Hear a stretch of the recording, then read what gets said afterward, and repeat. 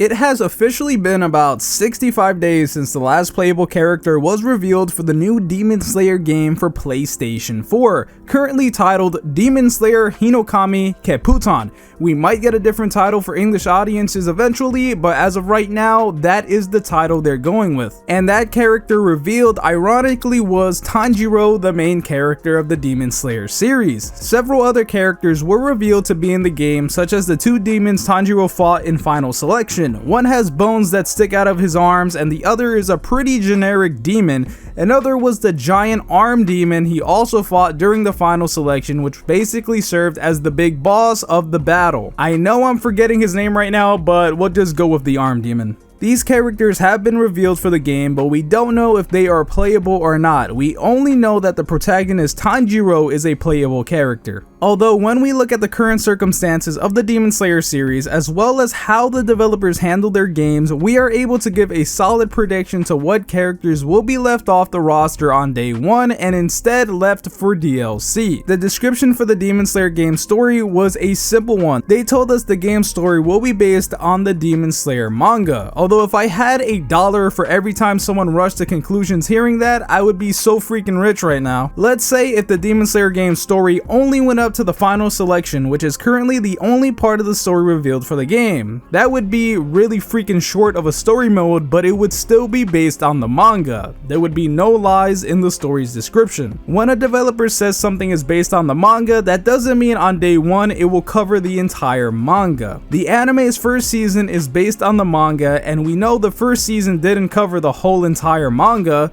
We'll have to wait for more seasons of the anime to see the rest of the manga be adapted. Just like for this game, we will most likely not see the entire manga story adapted for the game on day 1. We'll have to wait for DLC. So how much of the manga will the game cover on day 1? Well, the most likely scenario is the game will adapt as much as the anime has, just like most console anime games. This way they can capitalize on the hype that the new content for the anime will generate, such as the new movie and season 2, and add content from those pieces of the story to the game. Now people tend to say, but this is CyberConnect 2, they went past the anime and Naruto Ultimate Ninja Storm 4. Yeah, that's true, and like I've explained before, the developers said Ninja Storm 4 was the final game in the series, so in order to finish the Naruto story they had to pass the anime. While this Demon Slayer game is literally the first ever Demon Slayer game for console. With all this said, the DLC will most likely begin with Rengoku and Akaza. This is because the Demon Slayer movie is scheduled to release just prior to the game's release, which means people are going to be extremely hyped over the movie and its characters, and once the Demon Slayer game falls in their hands, they would want to play as the biggest characters of that movie, and those are Rengoku and Akaza. The next character we can see coming for DLC is Tengen, the Sound Hashira, because the first arc of the second season of Demon Slayer will focus around this character, therefore it makes perfect sense for him to be DLC. But let me know what you guys think. I want to thank you guys for watching today's video, and I would appreciate it if you left a like before you go. My name's Konjik, and I'll talk to you in the next video.